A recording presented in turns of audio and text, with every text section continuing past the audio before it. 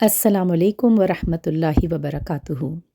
لاکھوں کروڑوں درود سلام حضرت محمد صلی اللہ علیہ وآلہ وسلم پر۔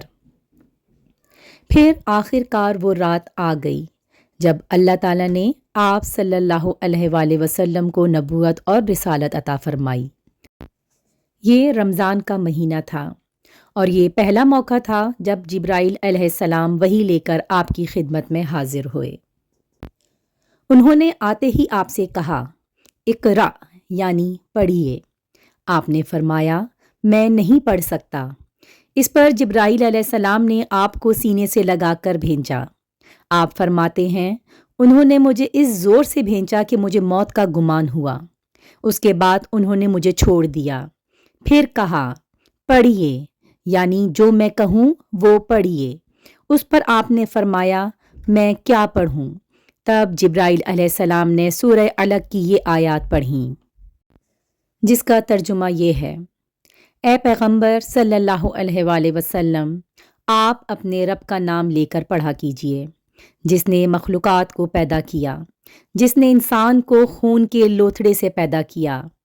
آپ قرآن پڑھا کیجئے، اور آپ کا رب بڑا کریم ہے، جس نے لکھے پڑھوں کو قلم سے تعلیم دی، انسانوں کو ان چیزوں کی تعلیم دی جن کو وہ نہیں جانتا تھا۔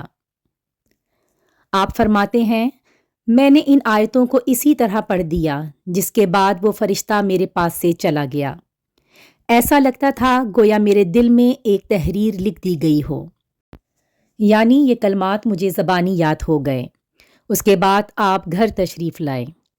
آپ کی گھر تشریف آوری سے پہلے سیدہ خدیجہ رضی اللہ عنہا نے حسب معمول آپ کے لیے کھانا تیار کر کے ایک شخص کے ہاتھ آپ کے پاس بھجوا دیا تھا، مگر اس شخص کو آپ غار میں نظر نہ آئے۔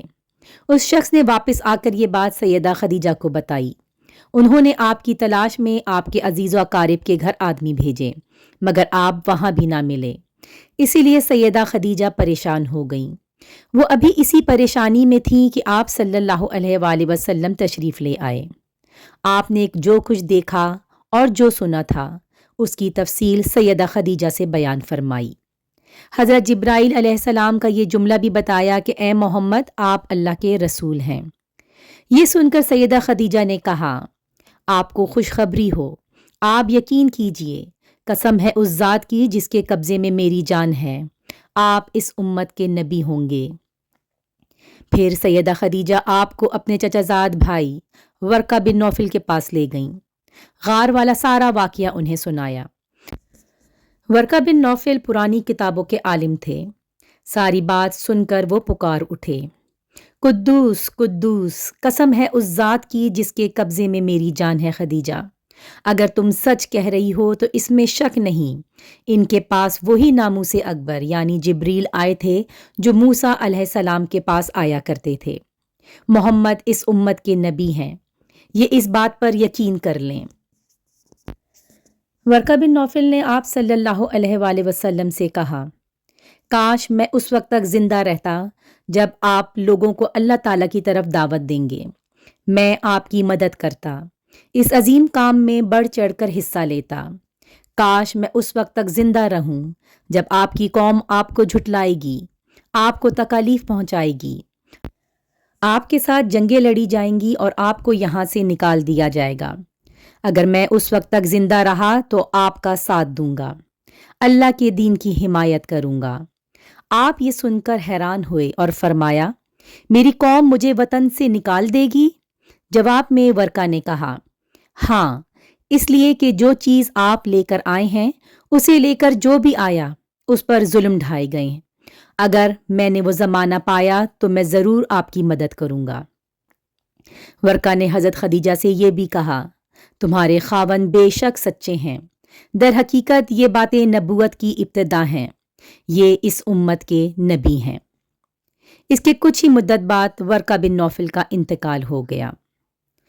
ورقہ سے ملاقات کے بعد آپ گھر تشریف لے آئے۔ اس کے بعد ایک مدت تک جبرائیل علیہ السلام آپ کے سامنے نہیں آئے۔ درمیان میں جو وقفہ ڈالا گیا اس میں اللہ تعالیٰ کی یہ حکمت تھی کہ آپ کے مبارک دل پر جبرائیل علیہ السلام کو دیکھ کر جو خوف پیدا ہو گیا تھا اس کا اثر زائل ہو جائے اور ان کے نہ آنے کی وجہ سے آپ کے دل میں وحی کا شوق پیدا ہو جائے۔ چنانچہ ایسا ہی ہوا۔ جبرائیل علیہ السلام کی آمد کے بعد سلسلہ رک جانے کے بعد آپ کو صدمہ ہوا۔ آخر دوبارہ وحی ہوئی۔ سورہ مدثر کی پہلی 3 آیات اتریں، جن کا ترجمہ یہ ہے: اے کپڑے میں لپٹنے والے اٹھو، پھر کافروں کو ڈراؤ اور پھر اپنے رب کی بڑائیاں بیان کرو اور اپنے کپڑے پاک رکھو۔ اس طرح آپ کو نبوت کے ساتھ تبلیغ کا حکم دیا گیا۔ سیدہ خدیجہ رضی اللہ عنہا پہلی خاتون ہیں جو اللہ اور اس کے رسول پر ایمان لائیں اور اللہ کی طرف سے جو کچھ حضرت لے کر آئے اس کی تصدیق کی۔ مشرکین کی طرف سے آپ کو جب بھی تکلیف پہنچی، صدمہ پہنچا، سیدہ خدیجہ نے آپ کو دلاسا دیا۔ سیدہ خدیجہ کے بعد دوسرے آدمی حضرت ابو بکر ہیں، جو آپ صلی اللہ علیہ وآلہ وسلم کے پرانے دوست تھے۔ انہوں نے آپ کی زبان سے نبوت ملنے کا ذکر سنتے ہی فوراً آپ کی تصدیق کی اور ایمان لے آئے۔ اور بچوں میں سیدنا علی ہیں جو آپ پر سب سے پہلے ایمان لائے۔ جب ابو طالب کو حضرت علی کے قبول اسلام کا علم ہوا تو انہوں نے حضرت علی سے اس کے متعلق استفسار کیا۔ اپنے والد کا سوال سن کر حضرت علی نے فرمایا: ابا جان، میں اللہ اور اس کے رسول پر ایمان لا چکا ہوں اور جو کچھ اللہ کے رسول لے کر آئے ہیں اس کی تصدیق کر چکا ہوں، لہٰذا ان کے دین میں داخل ہو گیا ہوں اور ان کی پیروی اختیار کر چکا ہوں۔ یہ سن کر ابو طالب نے کہا: جہاں تک ان کی بات ہے، یعنی محمد صلی اللہ علیہ وآلہ وسلم کی، تو وہ تمہیں بھلائی کے سوا کسی دوسرے رستے پر نہیں لگائیں گے، لہٰذا ان کا ساتھ نہ چھوڑنا۔ عفیف کندی رضی اللہ عنہ ایک تاجر تھے۔ ان کا بیان ہے: اسلام قبول کرنے سے بہت پہلے میں ایک مرتبہ حج کے لیے آیا۔ تجارت کا کچھ مال خریدنے کے لیے میں عباس ابن عبد المطلب کے پاس گیا۔ وہ میرے دوست تھے اور یمن سے اکثر عطر خرید کر لاتے تھے، پھر حج کے موسم میں مکہ میں فروخت کرتے تھے۔ میں ان کے ساتھ مینا میں بیٹھا تھا کہ ایک نوجوان آیا۔ اس نے غروب ہوتے سورج کی طرف غور سے دیکھا۔ جب اس نے دیکھ لیا کہ سورج غروب ہو چکا تو اس نے بہت اہتمام سے وضو کیا، پھر نماز پڑھنے لگا۔ پھر ایک لڑکا آیا، اس نے بھی وضو کیا اور اس نوجوان کے برابر کھڑے ہو کر نماز پڑھنے لگا۔ پھر ایک عورت خیمے سے نکلی اور ان کے پیچھے نماز کی نیت باندھ کر کھڑی ہو گئی۔ اس کے بعد ان نوجوان نے رکوع کیا تو اس لڑکے اور عورت نے بھی رکوع کیا۔ نوجوان سجدے میں گیا تو وہ دونوں بھی سجدے میں چلے گئے۔ یہ منظر دیکھ کر میں نے عباس بن عبد المطلب سے پوچھا: عباس، یہ کیا ہو رہا ہے؟ انہوں نے بتایا: یہ میرے بھائی عبداللہ کے بیٹے کا دین ہے۔ محمد صلی اللہ علیہ وآلہ وسلم کا دعویٰ ہے کہ اللہ تعالیٰ نے اسے پیغمبر بنا کر بھیجا ہے۔ یہ لڑکا میرا بھتیجا ہے، علی ابن طالب ہے، اور یہ عورت محمد صلی اللہ علیہ وآلہ وسلم کی بیوی خدیجہ ہے۔ یہ عفیف کندی رضی اللہ عنہ مسلمان ہوئے تو کہا کرتے تھے: کاش اس وقت ان میں چوتھا آدمی میں ہوتا۔ اس واقعے کے وقت غالباً حضرت زید بن حارثہ اور حضرت ابو بکر صدیق رضی اللہ عنہ وہاں موجود نہیں تھے، اگرچہ اس وقت تک دونوں مسلمان ہو چکے تھے۔ حضرت زید بن حارثہ غلاموں میں سب سے پہلے ایمان لائے تھے۔ یہ حضور اکرم صلی اللہ علیہ وآلہ وسلم کے آزاد کرتا غلام تھے۔ پہلے یہ حضرت خدیجہ کے غلام تھے۔ شادی کے بعد انہوں نے زید بن حارثہ کو آپ صلی اللہ علیہ وآلہ وسلم کی غلامی میں دے دیا تھا۔ یہ غلام کس طرح بنے، یہ بھی سن لیں۔ جہالیت کے زمانے میں ان کی والدہ انہیں لیے اپنی ماں باپ کے ہاں جا رہی تھیں کہ قافلے کو لوٹ لیا گیا۔ ڈاکو ان کے بیٹے زید بن حارثہ کو اپنے ساتھ لے گئے، پھر انہیں عکاص کے میلے میں بیچنے کے لیے لے گئے۔ ادھر سیدہ خدیجہ نے حکیم بن حزام کو میلے میں بھیجا۔ وہ ایک غلام خریدنا چاہتی تھیں۔ آپ حکیم بن حزام کی پھوپھی تھیں۔ حکیم بن حزام رضی اللہ عنہ میلے میں آئے تو انہوں نے زید بن حارثہ کو بکتے دیکھا۔ اس وقت آپ کی عمر 8 سال تھی۔ حضرت حکیم بن حزام کو یہ اچھے لگے، چنانچہ انہوں نے سیدہ خدیجہ کے لیے انہیں خرید لیا، اور شادی کے بعد حضرت خدیجہ نے حضرت زید کو نبی کریم صلی اللہ علیہ وآلہ وسلم کو ہدیہ کر دیا۔ اس طرح حضرت زید بن حارثہ آپ صلی اللہ علیہ وآلہ وسلم کے غلام بنے۔ پھر جب آپ نے اسلام کی دعوت دی تو فوراً آپ پر ایمان لے آئے۔ بعد میں حضور اکرم صلی اللہ علیہ وآلہ وسلم نے انہیں آزاد کر دیا تھا، مگر یہ عمر بھر حضور صلی اللہ علیہ وآلہ وسلم کی خدمت میں رہے۔ ان کے والد ایک مدت سے ان کو تلاش کر رہے تھے۔ کسی نے انہیں بتایا کہ زید مکہ میں دیکھے گئے ہیں۔ ان کے والد اور چچا انہیں لینے فوراً مکہ معظمہ کی طرف چل پڑے۔ مکہ پہنچ کر یہ آپ صلی اللہ علیہ وآلہ وسلم کی خدمت میں حاضر ہوئے اور آپ کو بتایا کہ زید ان کا بیٹا ہے۔ ساری بات سن کر آپ نے ارشاد فرمایا، تم زید سے پوچھ لو، اگر یہ تمہارے ساتھ جانا چاہیں تو مجھے کوئی اعتراض نہیں، اور یہاں میرے پاس رہنا چاہیں تو ان کی مرضی۔ زید رضی اللہ عنہ سے پوچھا گیا تو انہوں نے نبی کریم صلی اللہ علیہ وآلہ وسلم کے ساتھ رہنا پسند کیا۔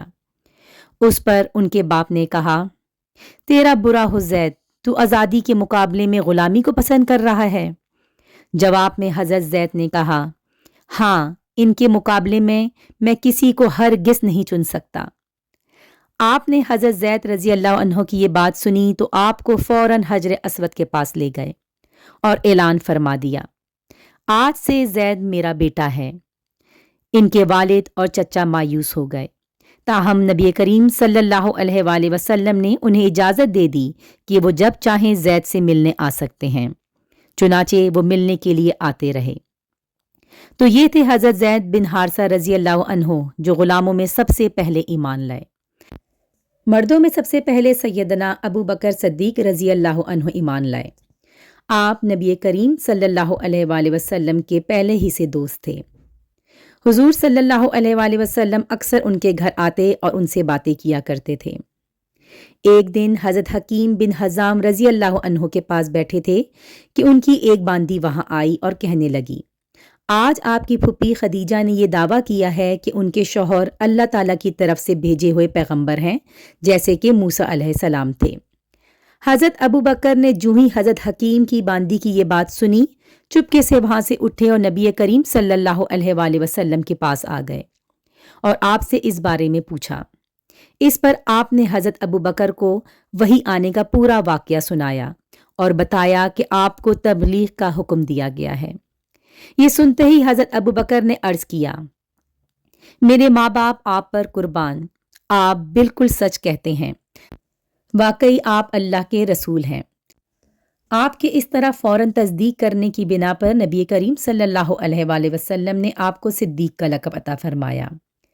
اس بارے میں دوسری روایت یہ ہے کہ صدیق کا لقب آپ نے انہیں اس وقت دیا جب آپ معراج کے سفر سے واپس تشریف لائے تھے۔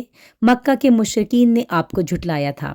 اس وقت حضرت ابو بکر صدیق نے اس واقعے کو سنتے ہی فوری طور پر آپ کی تصدیق کی تھی اور آپ نے انہیں صدیق کا لقب عطا فرمایا تھا۔ غرض ابو بکر صدیق نے آپ کی نبوت کی تصدیق فوری طور پر کر دی۔ حضرت ابو بکر صدیق کا نام نبی کریم صلی اللہ علیہ وآلہ وسلم نے عبداللہ رکھا، اس لیے کہ اس سے پہلے ان کا نام عبد الکعبہ تھا۔ اس لحاظ سے ابو بکر صدیق وہ پہلے آدمی ہیں جن کا نام نبی کریم صلی اللہ علیہ وآلہ وسلم نے تبدیل کیا۔ حضرت ابو بکر صدیق یوں بھی بہت خوبصورت تھے، اس مناسبت سے آپ نے ان کا لقب عتیق کر رکھا تھا۔ عتیق کا مطلب ہے خوبصورت، اس کا ایک مطلب آزاد بھی ہے۔ یہ لقب دینے کی ایک وجہ یہ بیان کی جاتی ہے کہ ان کی طرف دیکھ کر فرمایا کرتے تھے، یہ جہنم کی آگ سے آزاد ہیں۔ غرض اسلام میں یہ پہلا لقب ہے جو کسی کو ملا تھا۔ قریش میں حضرت ابو بکر صدیق کا مرتبہ بہت بلند تھا۔ آپ بہت خوش اخلاق تھے، قریش کے سرداروں میں سے ایک تھے، شریف، سخی اور دولت مند تھے۔ روپیہ پیسہ بہت فراخ دلی سے خرچ کرتے تھے۔ ان کی قوم کے لوگ انہیں بہت چاہتے تھے۔ لوگ ان کی مجلس میں بیٹھنا بہت پسند کرتے تھے۔ قریش کے لوگوں کو کوئی مشکل پیش آتی تو حضرت ابو بکر صدیق سے رابطہ کرتے تھے۔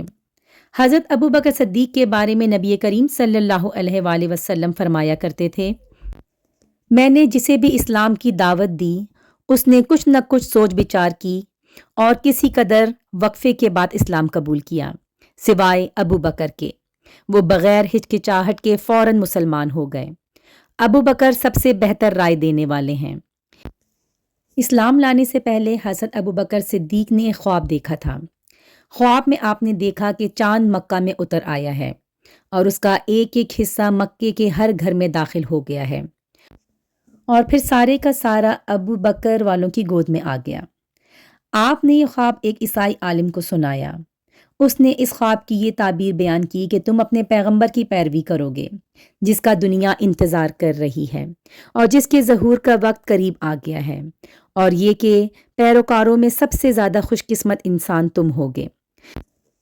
کچھ عرصے بعد ابو بکر صدیق کو یمن جانے کا اتفاق ہوا۔ یمن میں ایک بوڑھے عالم کے گھر ٹھہرے۔ اس نے آسمانی کتابیں پڑھ رکھی تھیں۔ ابو بکر صدیق کو دیکھ کر اس نے کہا، میرا خیال ہے تم حرم کے رہنے والے ہو، اور میرا خیال ہے تم قریشی ہو اور تیمی خاندان سے ہو۔ ابو بکر صدیق نے جواب میں فرمایا، ہاں تم نے بالکل ٹھیک کہا۔ اب اس نے کہا، میں تم سے ایک بات کہتا ہوں، تم ذرا اپنے پیٹ پر سے کپڑا ہٹا کر دکھاؤ۔ حضرت ابو بکر صدیق اس کی بات سن کر حیران ہوئے اور بولے، ایسا میں اس وقت تک نہیں کروں گا جب تک تم اس کی وجہ نہیں بتا دو گے۔ اس پر اس نے کہا، میں اپنے مضبوط علم کی بنیاد پر کہتا ہوں کہ حرم کے علاقے میں ایک نبی کا ظہور ہونے والا ہے۔ ان کی مدد کرنے والا ایک نوجوان ہوگا اور ایک پختہ عمر والا ہوگا۔ جہاں تک نوجوان کا تعلق ہے وہ مشکلات میں کود جانے والا ہوگا۔ جہاں تک پختہ عمر کے آدمی کا تعلق ہے وہ سفید رنگ کا کمزور جسم والا ہوگا۔ اس کے پیٹ پر ایک بالدار نشان ہوگا۔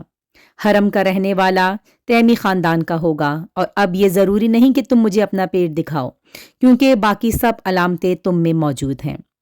اس کی اس بات پر حضرت ابو بکر صدیق رضی اللہ عنہ نے اپنے پیٹ پر سے کپڑا ہٹایا۔ وہاں ان کی ناف کے اوپر سیاہ اور سفید بالوں والا نشان موجود تھا۔ تب وہ پکار اٹھا، پروردگار کعبہ کی قسم، تم وہی ہو۔ حضرت ابو بکر صدیق کہتے ہیں، جب میں یمن میں اپنی خریداری اور تجارتی کام کر چکا تو رخصت ہونے کے وقت اس کے پاس آیا۔ اس وقت اس نے مجھ سے کہا، میری طرف سے چند شعر سن لو جو میں نے اس نبی کی شان میں کہے ہیں۔ اس پر میں نے کہا، اچھی بات ہے، سناؤ۔ تب اس نے مجھے وہ شعر سنائے۔ اس کے بعد جب میں مکہ معظمہ پہنچا تو نبی کریم صلی اللہ علیہ وآلہ وسلم اپنی نبوت کا اعلان کر چکے تھے۔ فوراً ہی میرے پاس قریش کے بڑے بڑے سردار آئے۔ ان میں سے زیادہ اہم عقبہ بن ابی معیط، شیبہ، ابو جہل اور ابو البختری تھے۔ ان لوگوں نے مجھ سے کہا، اے ابو بکر، ابو طالب کے یتیم نے دعویٰ کیا ہے کہ وہ نبی ہے۔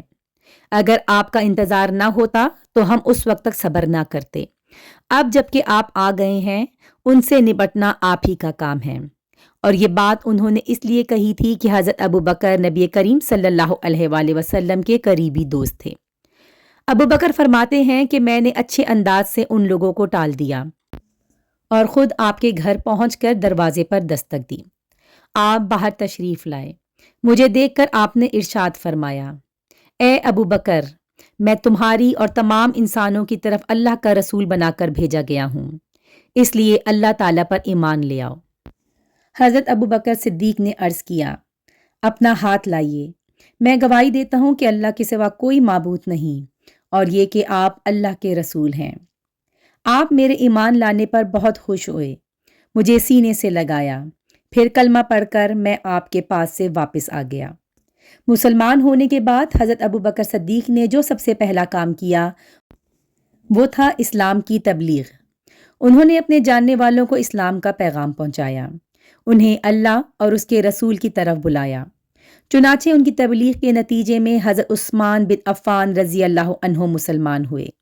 حضرت عثمان رضی اللہ عنہ کے مسلمان ہونے کی خبر ان کے چچا حکم کو ہوئی تو انہوں نے پکڑ لیا اور کہا، تو اپنے باپ دادا کا دین چھوڑ کر محمد کا دین قبول کرتا ہے؟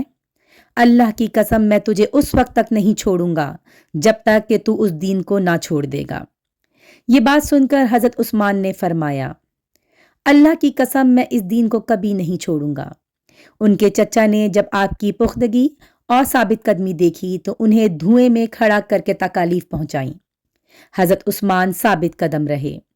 حضرت عثمان کی فضیلت میں ایک حدیث میں آیا ہے کہ نبی کریم صلی اللہ علیہ وآلہ وسلم نے فرمایا، جنت میں ہر نبی کا ایک رفیق یعنی ساتھی ہوتا ہے، اور میرے ساتھی وہاں عثمان ابن عفان ہوں گے۔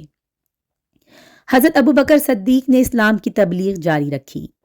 آپ کی کوششوں سے حضرت عثمان کے بعد حضرت زبیر بن عوام رضی اللہ عنہ بھی مسلمان ہو گئے۔ اس وقت ان کی عمر 8 سال تھی۔ اسی طرح حضرت عبد الرحمن بن عوف بھی حضرت ابو بکر صدیق کی کوششوں سے مسلمان ہوئے۔ جہالیت کے زمانے میں ان کا نام عبد الکعبہ تھا۔